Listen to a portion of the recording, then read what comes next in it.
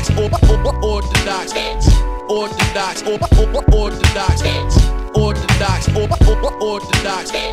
orthodox, orthodox. Bonjour Ayam, bienvenue bienvenue dans le média Aloha News. Merci d'avoir répondu à l'invitation. Première question, donc tout simplement votre album vient de sortir qui s'appelle Révolution. Finalement, une espèce de mot valise qui entre rêve et évolution.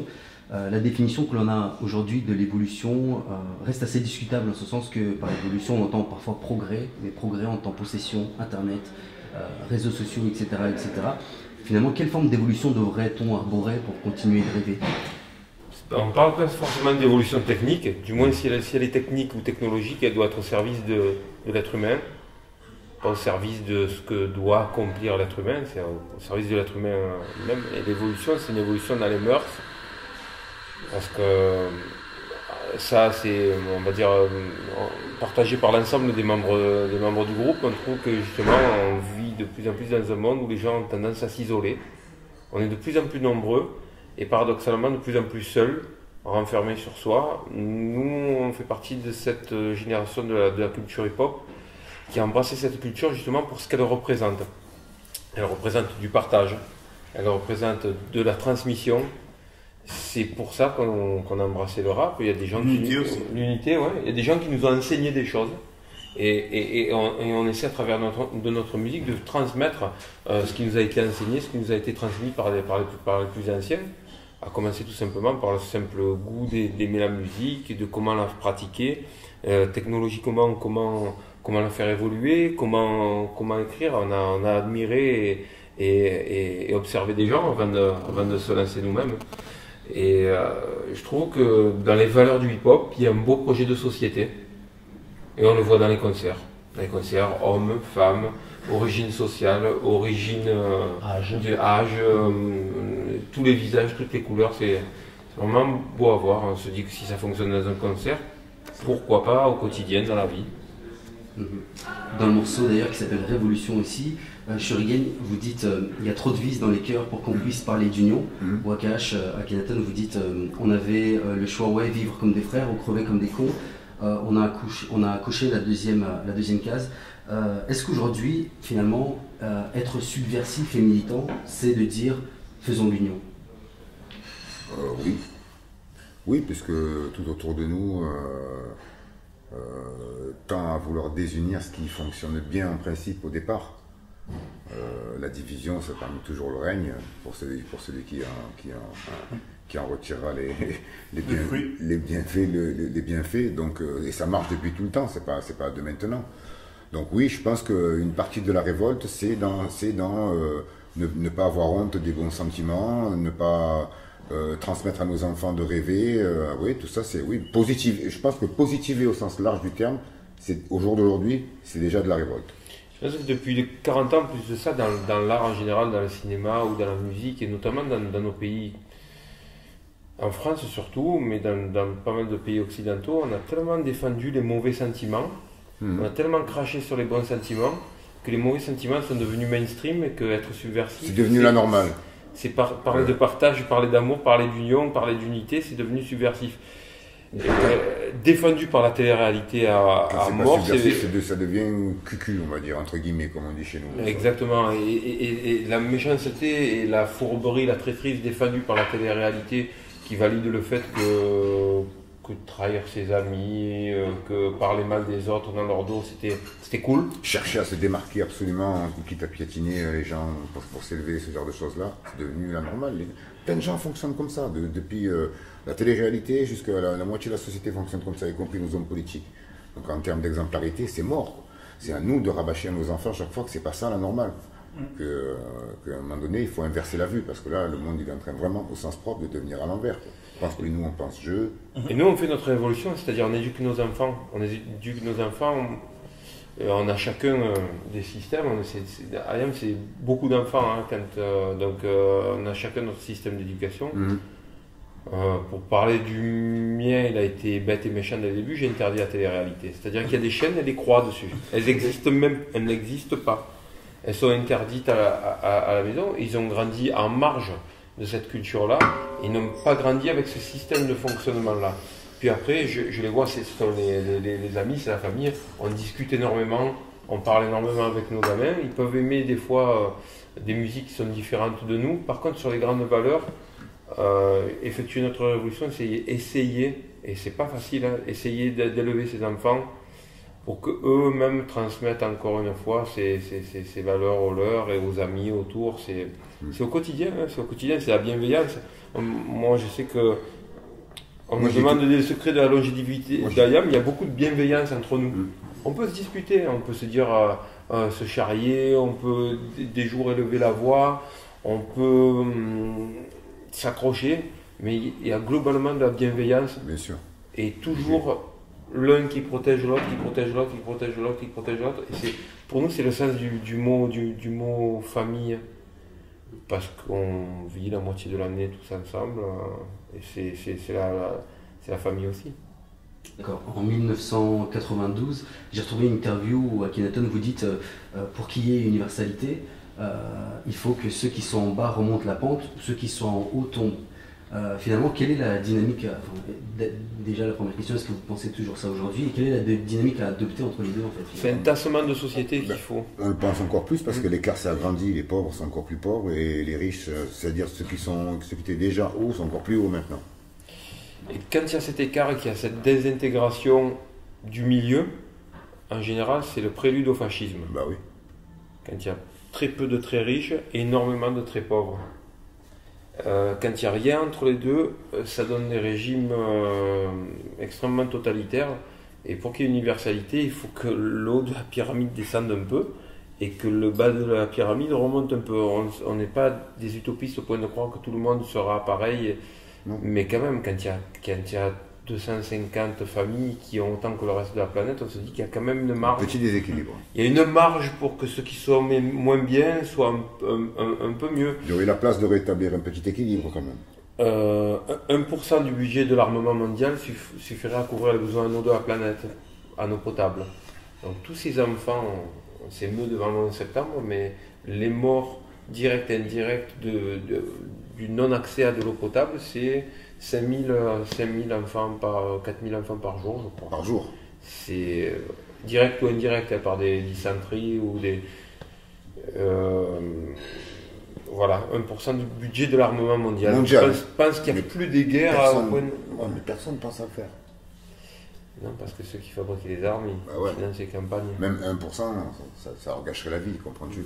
Est-ce que finalement, vous dites que le fossé se creuse, est-ce que finalement, avec tout ça, eh bien, les gens on parlait de bienveillance tout à l'heure, les gens de la société civile sont finalement plus bienveillants en ayant conscience justement des enjeux qui sont en train de se faire? Alors oui, parce que tout simplement, ça ferme la porte à par exemple, toutes les théories conspirationnistes, elles sont apparues, parce que je rappelle juste l'origine des théories conspirationnistes, ce sont beaucoup des gens de l'extrême droite russe ou allemande qui ont lancé les premières théories au début du siècle dernier, reprises à mon goût trop ardemment par les gens de notre condition, de nos milieux et de nos quartiers.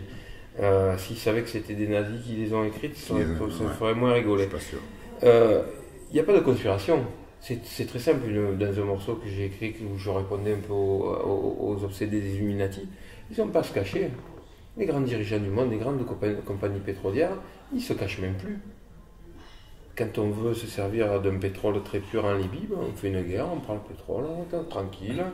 Il n'y a plus de conspiration, c'est même pas caché, c'est direct. C'est un fonctionnement direct. Les marchands d'armes, la LRA, quand aux États-Unis, elle bloque, elle verrouille, que le président Obama, il y a des tueries dans des écoles, et qu'au Congrès, ça vote contre le contrôle des armes, tu peux te dire que ce n'est pas les Illuminati, c'est direct, c'est le Congrès, c'est les gens sur les voies, ils vont dire on a payé ta campagne aux congressmen des États-Unis, on a payé vos campagnes, là. Vous allez un peu vous calmer. C'est la loi de l'argent. Au bout d'un moment, les très riches, ils vont faire la loi des sociétés qui exploitent l'énergie ou l'eau maintenant. La Syrie. Beaucoup de guerres sont des guerres de l'eau déjà. En Syrie, l'eau est au centre des débats. On approche Mad Max. On parle de politique. On approche Mad Max là, les gars, attention. On parle de politique, mais on parle beaucoup de politique sur la Syrie. Malheureusement, les ressources en eau sont au centre de ces intérêts-là. Et il y aura d'autres endroits qui seront concernés dans les années à venir. Pour d'autres intérêts, plutôt. Donc, quand on sait les choses, et quand il y a une prise de conscience, on peut plus facilement avoir les bons mouvements, les bonnes analyses et justement aller vers des mouvements de fraternité envers les gens qui sont de notre condition, quoi. Quand on se méfie de tout le monde et qu'on bascule dans une forme de paranoïa, on se dit je suis espionné de tous les côtés, ou pareil on rigolait où les gens ont la sensation d'être espionnés par le gouvernement, mais en même temps ils font des Facebook où ils racontent toute leur La vie des gens sur Je Facebook. pars en vacances, cambriolez-moi s'il vous plaît. Ils mettent l'autocollant sur leur caméra, Ouais. mais ils ont Facebook. Mais ils envoient tout sur Facebook. Voilà. C'est le paradoxe. Mais pas d'autocollant, c'est pareil. Aujourd'hui, c'est pour ça que tu parlais de bienveillance. Je pense qu'il est au centre des choses, au centre des débats.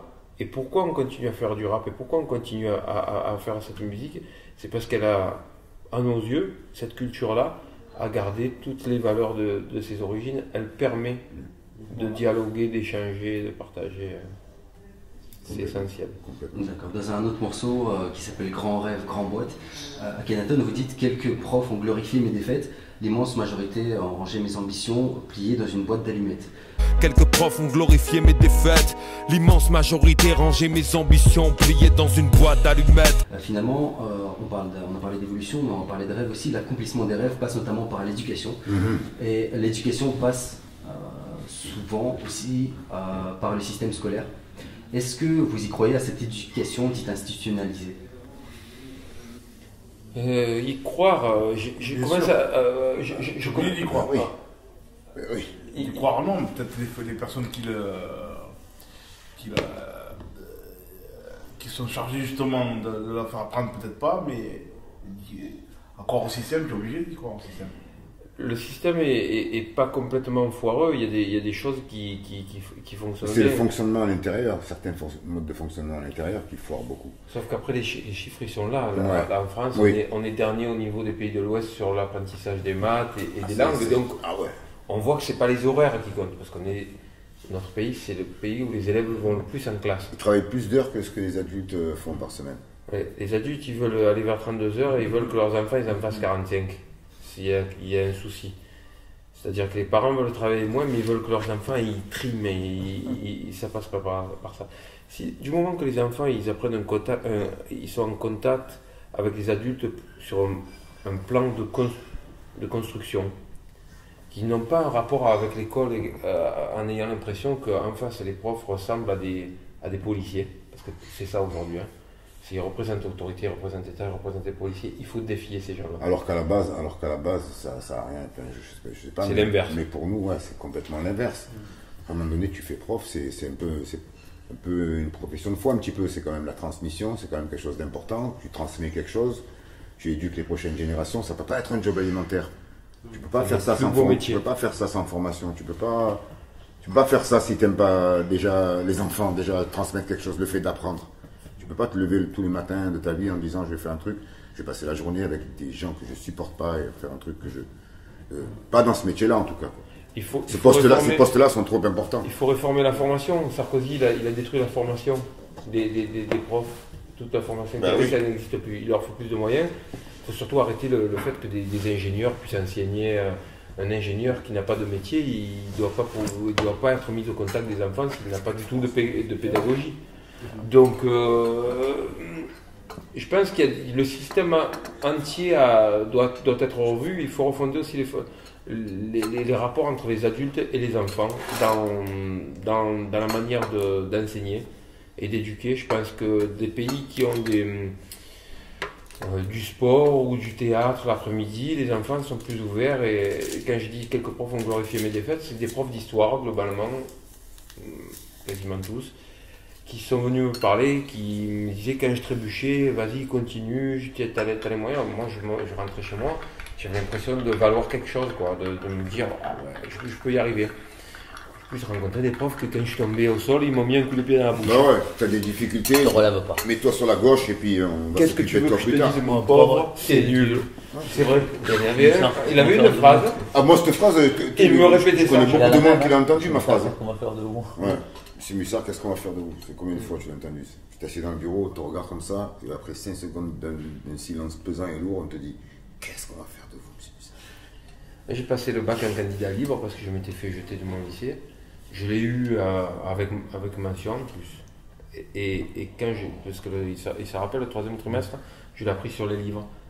Et le prof de physique et le prof de maths qui m'avait écarté à l'époque, quand j'ai eu mon bac, je me rappelle, c'était au résultat avec d'autres élèves, avec tous les bons élèves de la classe. Je suis allé devant, j'ai fait. J'avais cette espèce d'aigreur de revanche en moi, c'est pas très bon. Je me rappelle, mon père m'avait tiré, je m'étais fait jeter. On est humain, ça soulage. Ça m'avait bien soulagé. On est humain, ça soulage des fois.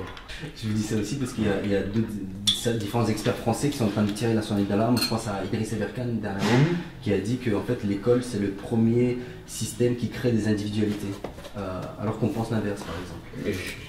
Certains, la compétition. Ah oui. La compétition Très tôt, ils sont confrontés à ça, au stress de la compétition, la rentabilité, direct, très tôt. Qui va avoir les bonnes places, qui va intégrer les bons établissements, qui sera au fond, qui sera systématiquement jugé avant d'avoir fait même un devoir, parce qu'il y a des profs qui font ça. Sélection pas naturelle. Des élèves en grippe, et toute l'année ils ont la même note. Qu'ils écrivent un paragraphe comme ça, ou 8 pages, ou peu importe le contenu, ils ont la même note. Ça existe. Dans le morceau Orthodoxe, vous dites dans tout le pays, on voit que ça fait 20 ans que les choses n'ont pas bougé d'un cran. Dans tout le pays, on voit que ça fait 20 ans que les choses n'ont pas bougé d'un cran. On a l'impression que le morceau Petit Frère qui est sorti justement il y a 20 ans est encore d'actualité aujourd'hui. 20 ans plus tard, pour le coup, est-ce qu'il n'y a pas d'évolution, est-ce qu'il n'y a pas d'évolution? Tu fais un mot valise. Est-ce que c'est pire aujourd'hui finalement? C'est pire dans le sens où ça aurait dû évoluer. C'est une stagnation. Une stagnation qui est périlleuse parce que la stagnation, après, ça crée des frustrations. Et la frustration, on voit ce que ça donne. Hein. On est là ce soir pour un épisode de frustration ultime. Et que un projet de société doit englober tout le monde, sans a priori, sans jugement, en évoluant, en prenant les gens pour ce qu'ils valent, pour ce qu'ils sont. Je pense que éviter toute forme de frustration aujourd'hui dans... Quand tu mets les gens trop de côté, au bout d'un moment, après, ils peuvent que t'en vouloir. Quoi. Et des situations qui stagnent dans des pays pendant 30 ans où on répète systématiquement les mêmes choses, les mêmes a priori, les mêmes caricatures. Mauvaise géopolitique. Hein. Tu sais quoi, il y a des gamins aujourd'hui, ils sont petits-enfants ou arrière-petits-enfants d'immigrés, mais ils sont toujours appelés des immigrés. C'est dur. Là, ça commence à être dur quand c'est une génération, 2 générations, 3 générations. Après, ces gamins-là, qui sont complètement déracinés, ils ne connaissent ni le pays d'origine de leurs grands-parents ou de leurs arrière-grands-parents, et finalement rejetés dans le pays où ils sont nés, ils ne connaissent que ça. Il y a des manques de repères. Donc quand on leur donne des repères fictifs, ils peuvent y adhérer. D'accord. Il y a d'autres morceaux qui s'appellent par exemple Ils ne savent pas ou encore La Lune c'est notre soleil. Là j'ai trouvé que il y a une manière très positive de parler de la jeunesse, bien que les autres soient positifs, mais il y a une manière belle justement de parler de cette jeunesse qui est issue des quartiers populaires, etc. Et j'ai pensé justement à Kassovitz qui a dernièrement dit que en célébrant les 20 années du film La Haine, il a dit que finalement c'est lorsqu'il a été en banlieue, alors que personne n'y allait à l'époque, il a vu des gens vivants en fait. C'est des gens qui respirent la vie, c'est des gens vivants, etc. Qui rigolent, qui s'amusent. Il y a Dance pour le Hood, c'est aussi une ode à la vie dans les quartiers. Finalement, il y a toutes ces péripéties issues des quartiers populaires qui rythment, qui harmonisent cette vie. Et la question qu'on se pose finalement, pourquoi veut-on clouer cette jeunesse-là qui est représentative justement d'une vie finalement? Parce que nos pays dansent sur un pied. Parce qu'elle est trop mélangée. Et qu'il y a, tu sais, c'est un peu, on en parle dans un texte de l'album précédent d'Ayam, c'est un peu sans cliché paternaliste ou quoi que ce soit, hein. C'est un peu le père qui a les clés de la bagnole, qui a un 68 mais qui ne veut pas donner les clés de la bagnole à son fils parce qu'il a peur qu'il lui cabosse sa voiture. Révolutionnaire, mais pas trop. Pas déconner quand même, tu vas cabosser la Clio, fais pas le con. Ben, c'est un peu ça. Au bout d'un moment, il y a une forme de mépris et qui consiste à dire ces jeunes-là, mais ils feront jamais quelque chose d'intéressant. Ils sont pas dans la culture. Ah, la musique qu'ils écoutent, ah, c'est pourri. Ah, tu as vu comme ils se coiffent, tu as vu quand ils parlent, quand ils jouent au foot. C'est bruyant. C'est bruyant. Et il y a en fait le souci en France, un fossé qui se creuse avec deux pays. Une population d'un côté, une population de l'autre. On dit ça depuis de nombreuses années. Kerry James dit strictement la même chose, mais c'est un constat.